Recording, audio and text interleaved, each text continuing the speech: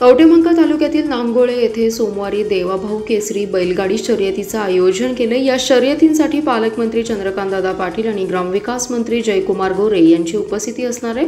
कवठेमंकाळ तालुक्यातील भाजपाच्या कार्यकर्त्याला ताकद देणे व तालुक्याच्या विकासाला भरीव निधी उपलब्ध करून देण्यासाठी चंद्रकांतदादा आणि जयकुमार गोरे यांच्या दौऱ्याला विशेष महत्त्व असल्याचे प्रतिपादन आमदार गोपीचंद पडळकर यांनी केले। मुख्यमंत्री फडणवीस यांच्या 55व्या वाढदिवसानिमित्त सामाजिक उपक्रम घेण्याच्या उद्देशाने भाजपा किसान मोर्चाचे प्रदेश सरचिटणीस संदीप गिड्डे पाटील यांनी या शर्यतींचे आयोजन केले। यावेळी पडळकर यांनी नांगोळे पट्टा येथे जाऊन नियोजनाची समक्ष पाहणी केली। या स्पर्धेसाठी संपूर्ण महाराष्ट्रातून मोठ्या संख्येने बैलगाडा मालक सहभागी होणार असल्याची माहिती आयोजक संदीप गिड्डे पाटील यांनी दिली आहे। भाजपा सभासद नोंदणीत तासगाव व कवठेमंकाळ तालुक्याने चांगलीच आघाडी घेतली आहे। संदीप गिड्डे पाटील आणि मिलिंद कोरे यांचं काम सर्वोत्कृष्ट आहे। कवठेमंकाळ येथील नगराध्यक्ष रणजित घाडगे, युवा नेते राहुल गावडे आणि नगरसेवक ईश्वर वनखडे यांच्या घरी पालकमंत्री चंद्रकांत पाटील सदिच्छा भेट देणार असल्याचे आमदार पडळकर यांनी स्पष्ट केले। राज्याचे लाडके मुख्यमंत्री माननीय देवाभाऊंचा वाढदिवस 22 तारखेला झाला आणि अखंड राज्यामध्ये रक्तदान शिबिर भाजपा कार्यकर्त्यांच्या माध्यमातून घेण्यात आली आणि रेकॉर्ड ब्रेक रक्तदान गोळा करण्यात आलेला आहे।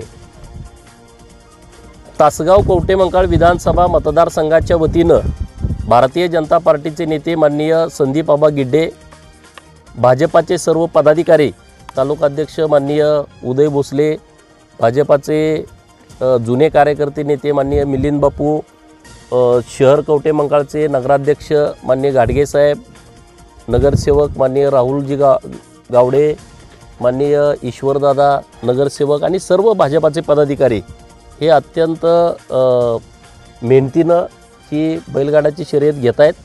देवाभाऊ केसरी असं या स्पर्धेचं आयोजन केलेलं आहे आणि बैलगाडी म्हटलं तर तुम्हाला माहीत आहे की लाखो लोक या खेळावरती प्रेम करतात आणि मध्ये 12 वर्ष बैलगाडा शर्यती बंद होत्या आणि ज्यांच्यामुळे या बैलगाडा शर्यती चालू झालेल्या आहेत ते आहेत देवाभाऊ आणि म्हणून त्यांच्या वाढदिवसाच्या निमित्तानं एक भव्य मैदानाचं आयोजन हे नांगोळे गावामध्ये केलेलं आहे आणि नांगोळे गावाची स्पर्धा ही नेहमी या सर्व बैलगाडी मालकांना आकर्षित करते आणि त्यामुळे किमान लाखोच्या संख्येनं लोक या बैलगाडा शर्यतीला येणार आहेत। या बैलगाडा शर्यतीचं उद्घाटन सांगली जिल्ह्याचे पालकमंत्री, राज्याचे उच्च तंत्र शिक्षण खात्याचे मंत्री माननीय चंद्रकांतदादा पाटील यांच्या हस्ते होते आणि राज्याचे ग्रामविकास खात्याचे मंत्री माननीय जयाभाऊ गोरे यांच्या प्रमुख उपस्थितीमध्ये होतं आहे। तर आजूबाजूच्या परिसरातील सर्व बैलगाडा चालक, मालक, शेतकऱ्यांना आमचं आव्हान आहे की मोठ्या संख्येनं तुम्ही या शर्यतीला उपस्थित राहावं। मी संदीप गिड्डे पाटील, प्रवर्तक राजमाता शर्यत संघ नांगोळे। 7 वर्ष टोटल बंदीचा कालावधी उलटल्यानंतर सर्वोच्च न्यायालयाने त्या ठिकाणी इंट्रीम परवानगी बैलगाडी शर्यतींना दिलेली होती। त्यावेळेला राज्यामध्ये सर्वोच्च न्यायालयाच्या बंदीनंतर पहिली बैलगाडी शर्यत जी आहे ती बैलगाडी शर्यत याच मैदानावरती नांगोळेमध्ये आयोजित करण्यात आली।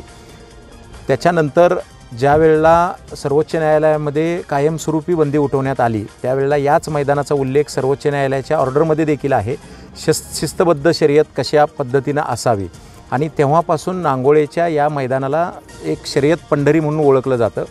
राजमाता बैलगाडी शर्यत संघ देखील याचाच एक भाग आहे। जवळजवळ राज्यभरातील 2500 बैलगाडी मालकांचं ह्याच्यामध्ये सहभाग आहे, ज्यामध्ये वेगवेगळ्या खोंडांचं संगोपनपासून त्यांचं ट्रेनिंग आणि हे सगळ्या गोष्टी राजमाता बैलगाडी शर्यत संघ करतो।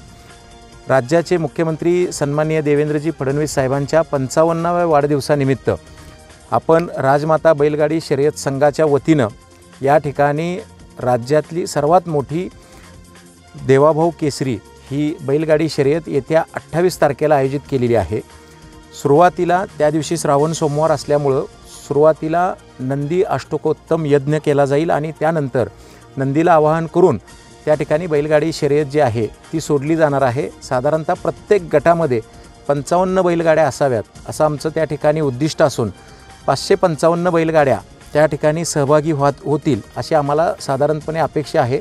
गेल्या वर्षी म्हणजे नागपंचमीला हे जे मैदान आहे तर राज्य शासनाकडे शासकीय नोंद असलेलं हे सर्वात जुनं मैदान आहे. 74वं वर्ष गेल्या वर्षी होतं, यंदा 75वं. म्हणजे हा बैलगाडी शर्यतीतला सर्वात जुनी शर्यतीचा अमृत महोत्सव आहे. 75वं वर्ष ह्या बैलगाडी शर्यतीला पूर्ण होतं आहे. त्या अनुषंगाने देखील त्याला एक वेगळं महत्त्व आहे. गेल्या वर्षीसुद्धा 2 लाखपेक्षा जास्त त्या ठिकाणी शर्यत शौकीन जे आहे यांनी लाभ घेतलेला होता.